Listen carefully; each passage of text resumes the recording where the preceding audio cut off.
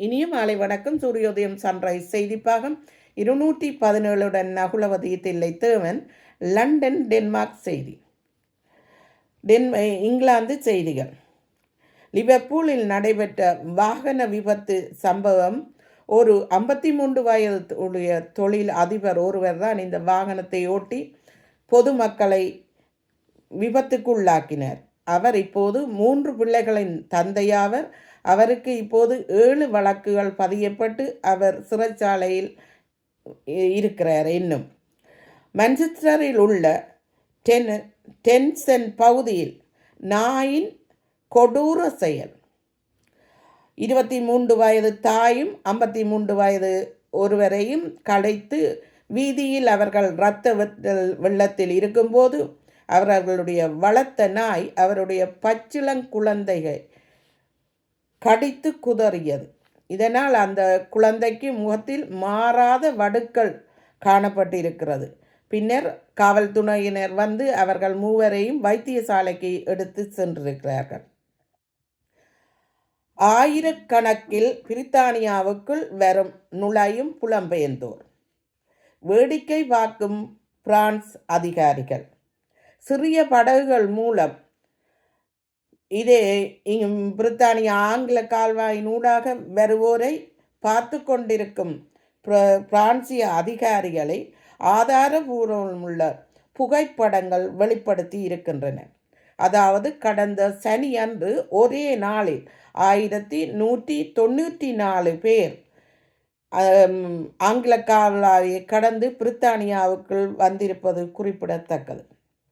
பிரித்தானிய அரசு நாட்டின் பாதுகாப்பை கருதி 6 ஆயுத தொழிற்சாலைகளை புதிதாக கட்ட உள்ளது. இதன் பெறுமதி 1.5 மில்லியன் பவுண்ட்ஸ்களாகும். மேலும் 2023 ஆண்டு 3ஆம் மன்னர் சார்ல்ஸின் முடிசூட்டு விழாவின் போது உலக நாடுகளில் இருந்து கொடுத்த அன்பளிப்புகளை இப்போது பக்கிங்ஹாம் அரண்மனை அதனை பார்த்து கொண்டு வருகிறது. இதில் முதலாவது இடமாக பஹ்ரைன் மன்னர் 3ஆம் சார்ல்ஸ் மன்னருக்கு அளித்த ரோல் ரோய்ஸ் கார், அதாவது வாகனம் 3,30,000 பவுண்ட்ஸ்கள் உடையதாகவும் அமெரிக்க ஜனாதிபதி ஜோ பைடனும் அவருடைய மனைவியாரும் கொடுத்த தோளினாலான, அதாவது லெதனால் ஆன ஒரு கடித உரைக்குள் வைத்து முன்னிய அமெரிக்க ஜனாதிபதிக்கு 2ஆம் எலிசபெத் அவர்கள் எழுதிய கடிதங்களை அதனுடன் வைத்து கொடுத்திருப்பதும் இவற்றையெல்லாம் இப்போது பார்த்து கொண்டிருக்கிறதாக பக்கிங்ஹாம் அரண்மனை தெரிவித்திருக்கிறது. டென்மார்க் செய்திகள். டென்மார்க்கின் அரசர் பெனடிக்ட் அவர்களின் பிறந்த நாள் 26/5/25 நடைபெற்றது.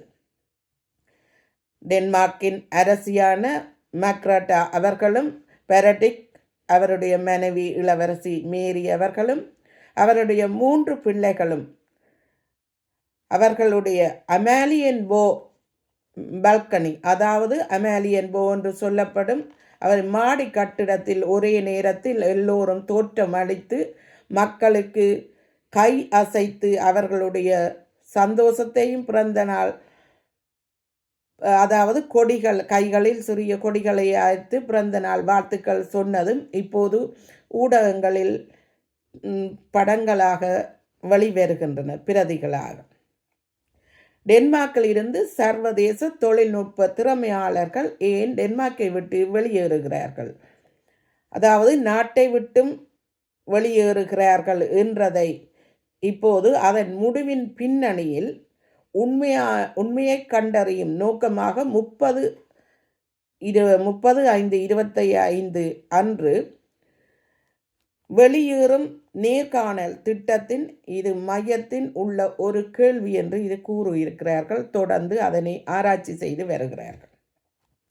டென்மார்க்கின் இளவரசர் குடும்பங்களை பற்றிய வதந்திகளின் கதாநாயகர்கள் இப்போது இளைய குழந்தைகளையும் வின்ஸ்டன்ட் மற்றும் ஜோசப்பின் 14 வயது அரச இரட்டையர்கள் சமூக ஊடகங்களில் தோற்ற அளிக்கத் தொடங்கியுள்ளார்கள்.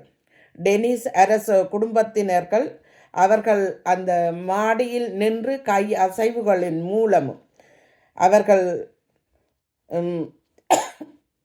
அவர்களின் கை அசைவு முக்கியத்துவம் வாய்ந்ததும் தோற்றமும் கவனத்தை ஈர்க்கிறது. அதனை சமூக ஊடகங்களும் பத்திரிகைகளும் தெரிவிக்கப்படும் போதுதான் அதனுடைய முக்கியத்துவம் இன்னும் பிரதிபலிக்கிறது என்று டென்மார்க் பத்திரிகை தெரிவிக்கிறது. நன்றி. மீண்டும் ஒரு செய்திகளுடன் மறுவாரம் சந்திக்கும் வரை விடைபெறுகிறேன். நன்றி.